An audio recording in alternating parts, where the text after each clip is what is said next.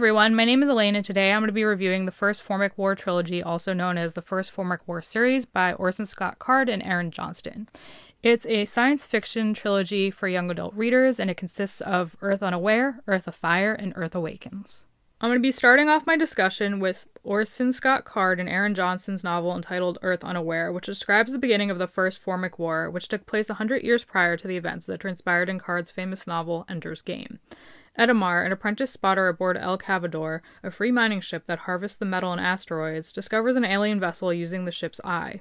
Alarmed, she asks her older cousin, Victor Delgado, to check her work. Together, they confirm the presence of the ship and deliver the news to their captain, Concepcion Corrales, probably butchered that, I'm sorry. With time, the crew decides that they have a moral obligation to deliver information pertaining to their discovery to Earth, Luna, and any other ships they may encounter traveling through space. There is only one problem. They have traveled so deeply into space that they are unsure as to how to deliver the information to mankind in a timely fashion. Back on Earth, Captain Widow Toole acquires new recruits and prepares the MOPS, a special international task force, for their next mission. I enjoyed Earth Unaware for several different reasons. First, it maintained a good pace. It was neither too fast nor too slow and revealed major plot points at a comfortable rate.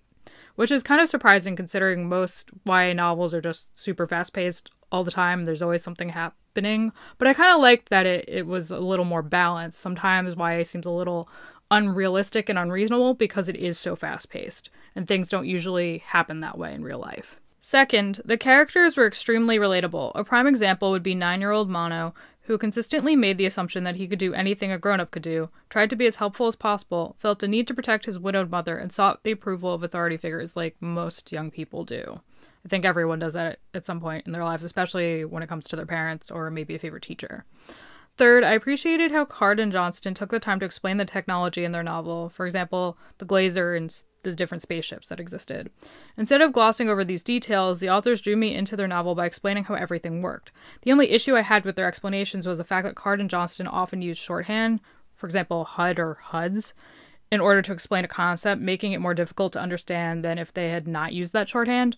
Fourth, I appreciated the large amount of detail that the authors used when describing combat, because a lot of novelists just gloss over that, or they do very vague descriptions like she swung a sword and then twisted, or some people just use parry and words of that nature, which not every layperson knows, and it can get very confusing if it's just one specific vocab word related to sword combat or something of that nature over and over and over. With that being said, there were a few things that I did not enjoy about the novel. First, the fact that the novel was told from several different perspectives made it difficult to get to know some of the characters. I still don't feel as though I know a lot about Lem Jukes and some of the other characters who were not featured as heavily in the novel, such as Wit. At times, the novel also felt a little jumpy because it was being told from so many different perspectives and from so many different locations, such as Earth and the Kuiper Belt. The novel was also really depressing. Several people died in extremely gruesome manners. For example, some people died from a lack of oxygen.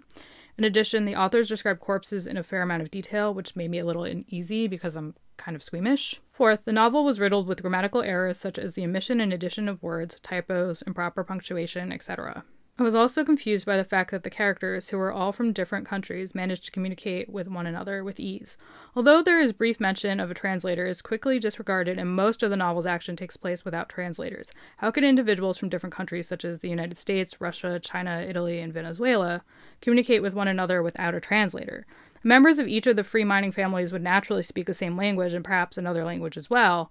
The same could be said of the MOPS. They would definitely speak the dominant language from the country they were originally from, and a second or third language if they had taken the time to learn it. And perhaps one of these languages would overlap with the language or languages spoken by the other individuals they interacted with, but I don't feel as though this would be the case during each of their interactions. The novel often made it seem as though each character had the ability to interact with and speak to every other character despite the fact that they were from different countries, and this didn't make sense to me.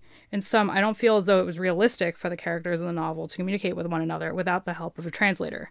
This holds especially true for the MOPS, who all hailed from different countries. I really enjoyed this novel, and I gave it a very positive rating, but I couldn't give it a 5 out of 5 for a few different reasons. Like I said, there were a lot of grammatical errors, a lot of punctuation errors, and that kind of stuff drives me crazy. We have editors for a reason. I expect people to use them, and it didn't seem as though they were well utilized here. Again, I felt like the novel was a little jumpy. That really kind of bugged me, and I didn't always feel like it was very realistic. So I knocked off a few points. I gave it a 4.6 out of 5 stars. Ultimately, great book. Really, really liked it. I think it was one of Card's strongest pieces of work, if not His strongest piece of work, probably because he collaborated here, but there were some issues. Earth Afire picks up right where Earth Unaware left off. Victor Delgado has arrived on Luna and delivered the message of an impending alien invasion, but no one is taking him seriously. Earth is not preparing for an invasion as he had hoped. Instead, Earth's major powers are wasting time. Frustrated, Victor tries to find a way to get humanity to listen to him.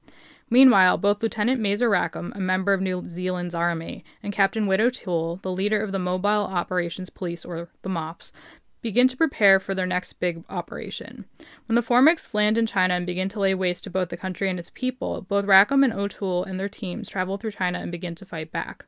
Eventually, Victor Delgado devises his own plan to destroy the Formics mothership and springs into action with the help of an unlikely backer, Lem Jukes. I really enjoyed Earth Afire. I appreciated the novel for several different reasons. First, it was incredibly fast-paced. There was always something going on. Second, the novel was extremely well written and detailed. I knew precisely what was going on at all times and maintained a deep understanding of the tactics that the humans employed in their attempts to rid the world of the Formics. Third, the novel includes several relatable characters. A prime example would be Victor Delgado, who consistently fights for what he believes in and refuses to back down even in the face of opposition. He can also be a bit rash and hot-tempered, and honestly, who can't be every once in a while? With that being said, there were a few things which I did not appreciate about Card and Johnston's novel, Earth Afire. First, since the novel was told from several different perspectives, I did not feel as though I had a good grasp on each character and their personality, their hopes, interests, and motivations. A prime example would be Captain Widow Toole. As far as I'm concerned, he is a soldier driven by a sense of duty. He's also a gifted tactician, but that's all I know about him. He still lacks depth. I also didn't like some of the new characters that Card and Johnston introduced in this novel. Bing Wen is probably my least favorite character because he is ridiculously unrealistic. This characterization stems from the fact that Bing Wen is an 8-year-old child who is good at everything. He's a highly intelligent, fast learner who seems to know everything. I don't mind intelligent characters, but Bing Wen's intelligence comes out of left field. This is due to the fact that he grew up in rural China, where the educational system leaves a lot to be desired. He grew up surrounded by rice paddies and a plethora of individuals who know little more than what they need to survive, such as information pertaining to the maintenance of rice paddies. His access to literature, computers, the internet, and other forms of technology is extremely limited. Bing Wen and his friends often complain about it at the beginning of the novel. Despite all of these factors counting against him, Bing Wen is extremely intelligent. His level of intelligence doesn't make any sense. How could someone without access to a good education and limited access to computers and other forms of technology know as much as he does about the world? It's unnatural, for a lack of a better word. Third, I felt as though Earth Afire incorporated major plot points from other novels, which reduced its originality. An example would be the mist that the Formic sprayed on China's landscape, killing its vegetation, choking its people, and murdering its livestock. The mist the Formics employed in their invasion reminded me of the black smoke the aliens in H.G. Wells' The War of the Worlds used when they invaded England, because it was used to basically destroy the land and kill the people. Finally, the novel is both dark and depressing. Thousands of people die in extremely gruesome ways. For example, they are incinerated by lasers. Ultimately, I like this novel, but I didn't feel as though it was as strong as the first novel in the series, so I only gave it a 4.3 out of 5 stars. And again, I got rid of a few of those points just because I felt like it was unrealistic. I couldn't stand Bing Wen. His character didn't make much sense to me. And again, I just felt like I couldn't get to know some of the characters as well as I would have liked, and that was a problem for me. Earth Awakens is the final book in the series, and just to give you guys a heads up, this is the only review that I'm doing that has spoilers, so if you haven't read this book yet, you might want to come back to this later. The novel basically continues where Earth Afire left off and describes the MOPS and Mazer Rackham's efforts to turn the tide of the war in China. Once they begin to get everything under control, they are transported into space where they assist Lem Jukes and Victor Delgado's efforts to destroy the Formic mothership. I really liked Earth Awakens, and I look forward to reading some of the other things that Card has written. I enjoyed Earth Awakens for several different reasons, which included the fact that it was extremely fast-paced. I also enjoyed most of the novel's characters, such as Amala Bootstamp, Victor Delgado, and Captain Widow Toole. I really like Amala because she is a strong female character. She accomplishes whatever she sets her mind to, relates whatever is on her mind, is courageous and extremely intelligent. She's also extremely relatable because she tries her best to be helpful and experiences moments of self-doubt, which temper her courage and strong personality, which I think is something you see in everyday life. A lot of people, even confident people, have moments of self-doubt, so this made her very, very realistic and very relatable. I like Victor because he's resourceful, innovative, and willing to fight for what he believes in. Finally, I enjoy Wit's character because he is a good leader. He cares about his soldiers and does his best to keep them safe. He also does his best to honor them when they fall in battle. Furthermore, he's extremely organized, good at planning, and a soldier who is willing to think outside of the box. And Honestly, I was very, very happy to see some development because, in case you might have forgotten, I kind of complained about his lack of development in the previous 2 novels. So it was really good to see him developed and to see him share some traits with me. Like, I'm a very organized person, maybe not the best at planning ahead, which probably seems a little weird, but, you know, it works for me, whatever. Third, I appreciated how the novel emphasized the importance of one's family and expressed how a family can come in many different shapes and sizes, because, you know, no 2 families are really the same, especially in today's day and age. Examples include Victor's free miner family and the Mop's extremely close brotherly ties. Fourth, I enjoyed how the novel went full circle in the sense that Victor returned to his family and Edamar discovered another threat to the human race, the real Formic mothership. Edamar discovered the Formic spacecraft and Earth unaware as well. With that being said, there were a few things which I did not like about Earth Awakens. First, I did not appreciate the fact that the novel is riddled with grammatical errors, far more so than any of the other books in the series. Second, the novel was really dark and depressing, and included a number of gruesome deaths and other things that were just generally unpleasant. Examples include death via radiation poisoning and being blown into hundreds of tiny pieces. Third, I continued to dislike Bingwen's character because I feel as though he's extremely unrealistic. Bingwen is unrealistic because he developed a means by which the Mops could easily destroy the Formic landers and transports even though he's only 8 years old and grew up in rural China. I don't understand why one of the Mops, who are far older than Bingwen and have years of combat and military training under their belts, failed to think of the plans that Bingwen developed. Finally, I did not appreciate the fact that Card and Johnston killed off several characters once I got invested in them. Despite this, I would highly recommend that you all take the time to read this series, especially if you're fans of science fiction literature and/or Ender's Game. Ultimately, I gave Earth Awakens a 4.6 out of 5 stars. I think it was definitely stronger than the previous novel in the series, but again, it just had a few issues, mainly with Bingwen and just getting, invested with these characters that Johnston and Card had just developed, and then having them die on me. I hate when authors do that. I know sometimes it's necessary and it makes sense, but it's just very, very frustrating because people grow attached to people, and there were some people here who died, and I really didn't want them to. Now that I've talked about each book individually, I wanted to take a moment to talk about the series as a whole, the First Formic War trilogy as a group of novels. Overall, I think it's a very strong trilogy. I actually think this might be Orson Scott Card's strongest work, even better than Ender's Game. I think this was written later, so he had developed his style and the prose is a little smoother and much stronger and clearer. I also found that I liked this series a lot because there were so many relatable characters, such as Amala, who is very courageous, and Victor, who is very resourceful.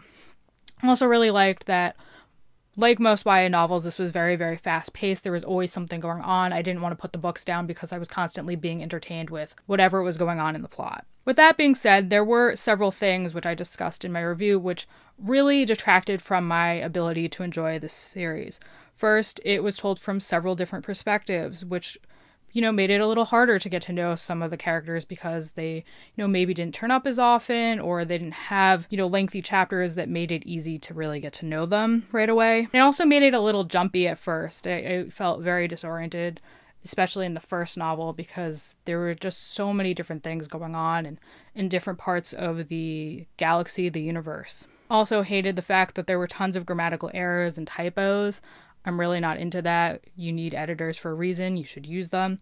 Also felt like Bingwen came out of left field. I mean, he's a young child. He's not even 10 years old. He's basically a goddamn genius, and he grew up in rural China, and it makes no freaking sense. Drove me crazy. I also thought the series was kind of dark and depressing. There were a lot of gruesome deaths, which I felt were sometimes unnecessary. Overall, I gave it a 4.4 out of 5 stars. I think it's a great series. I think you guys should take the time to read it. Every single book. This is not something that you're going to regret reading. And I highly suggest buying your own copy. In fact, if you want your own copy of any book in the series or even the entire series, just check out the link down in the description. Books come at no extra cost to you, and they really help out the channel. And as always, if you like what you saw here today, please leave a like, give us a comment, subscribe, and hit that notification bell so you know what's up. And I'll catch you in the next book review, guys. Bye.